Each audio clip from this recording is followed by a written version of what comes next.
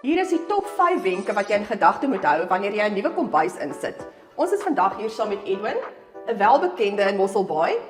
Jy kan beslis vir Edwin in gedagte hou as jy oorweeg om 'n kombuis te installeer. Wenk nommer 1 is, kom uit by 'n maatskappy wat jou kombuis kan ontwerp voordat jy begin bou.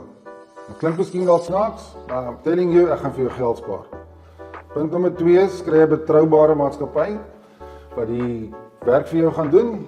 En punt nommer 3 is, kies jou kwarts en jou materiale reg. Kies ordentlik van dit, dan gaan jy nie lang trane hê nie. Die ander belangrike punt wat ek wil hê is, installeer vir jou splashbacks, asseblief mense, installeer daai vir jou, dit word 100% geseël. Installeer ordentlike elektriese toebehore, in die geval Siemens, Bosch, daai tipe van goed, gaan jy ook nie probleme hê nie.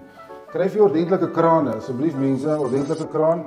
Hierdie kan ook vir jou 'n nagmerrie veroorsaak as 'n kraan afspring of as lekke of goedkoop flexie houses.